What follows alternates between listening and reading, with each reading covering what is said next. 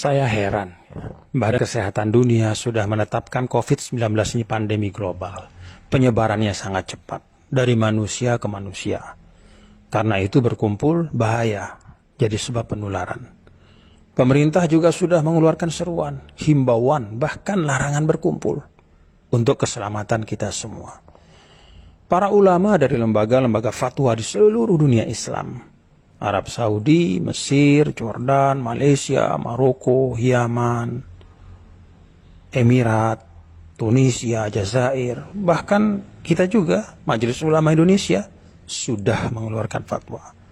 Lebih dari itu, para tokoh umat juga sudah bersuara, meminta untuk kita mentaati seruan pemerintah.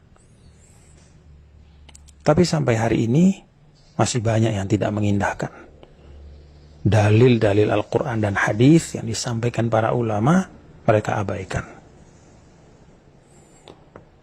Kita ini tidak boleh takut corona, takut itu kepada Allah. Urusan hidup mati itu takdir Allah. Pak, yang memerintahkan kita untuk menghindarkan mudarat itu Allah dan Rasulullah. Dalam Al-Baqarah 195, wala tulqu bi aidikum ila tahlukah. Jangan menjatuhkan dirimu ke dalam kebinasaan. Dalam An-Nisa 71, ya ayyuhalladzina amanu khudhu hidrakum. Wahai orang beriman, bersiaplah kalian. Jadi kalau bertempur itu ambil senjata, pakai pelindung. Karena itu Nabi maju ke medan tempur itu pakai pedang, perisai, baju besi.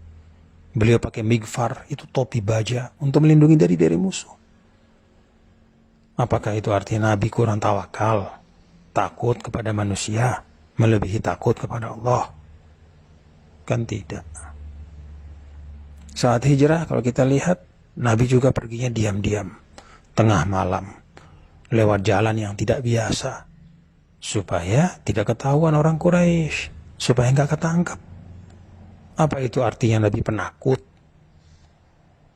Pada saat penyakit menular, kata Nabi, firro minal majzum, firoroka minal asad.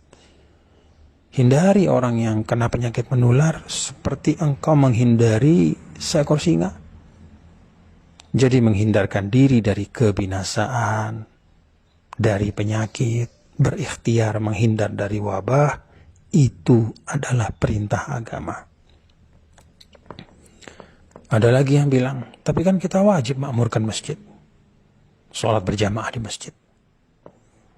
Pak, dulu ya, saat hujan deras saja, Rasulullah SAW minta panggilan sholat diubah. Shollu fi buyutikum. Sholatlah di rumah kalian. Nggak usah dulu berjamaah di masjid. Itu karena hujan, khawatir memberatkan. Ada lumpur. Apalagi ini wabah yang terbukti di seluruh dunia itu berpuluh-puluh ribu. Sebentar lagi ratusan ribu yang sudah meninggal. Ini tidak hanya urusan lumpur, ini bisa membahayakan nyawa. Ada lagi yang masih ngeyel, tapi sholat Jumat kan gak apa-apa, sekali seminggu, itu kan syiar. Pak, sholat Jumat itu juga boleh ditinggalkan karena uzur syar'i. Dulu saat musafir, Nabi tidak Jumatan.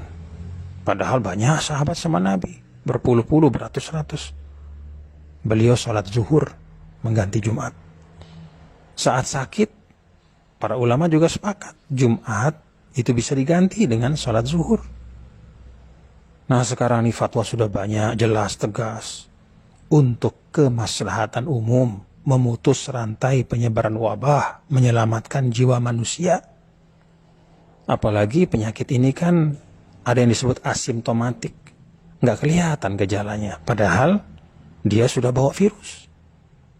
Karena itu, mari kita ikuti fatwa para ulama kita, ikuti seruan pemerintah, dengar pendapat dari para ilmuwan. Saya malah bayangkan ya, ini orang-orang yang berkeras tetap Jumatan. Kalau mereka hidup sama Rasul dulu, mungkin Rasul SAW sendiri mereka lawan.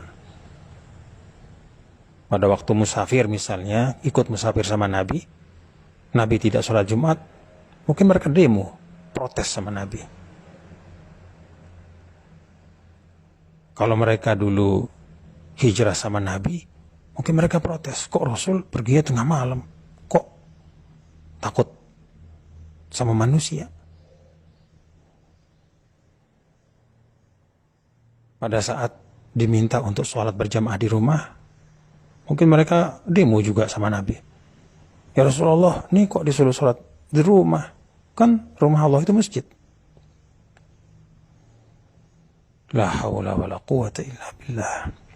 Nah, inilah beragama yang disebut dengan at-tadayyun bil hawa wa laysa bil ilmi. Beragamanya itu dengan hawa nafsu, egoisme, bukan dengan ilmu. Perasaannya, anggapannya, itu yang dijadikan pedoman.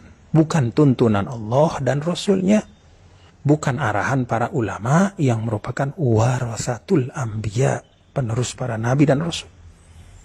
Saya jadi ingat ayat 103, 104 surah Al-Kahf.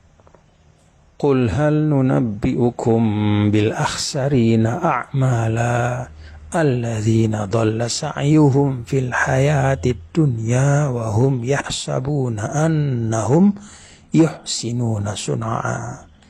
Katakanlah wahai Muhammad, apakah perlu kami beritahu orang-orang yang paling merugi? Itulah orang-orang yang sia-sia perbuatan mereka, padahal mereka menyangka mereka sudah berbuat yang sebaik-baiknya.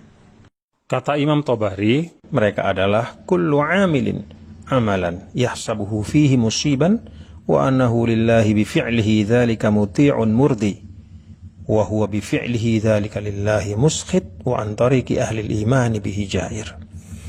Orang yang beramal dengan amal yang mereka sangka tepat dan dengan itu menjadi orang yang taat dan mendapat ridha Allah. Padahal pekerjaannya membuat Allah murka dan jauh dari jalan orang beriman. Mari kita taati fatwa para ulama kita, ikuti seruan pemerintah, simak kata para ilmuwan sebagai ikhtiar. Semoga wabah ini segera berlalu dari tengah-tengah kita.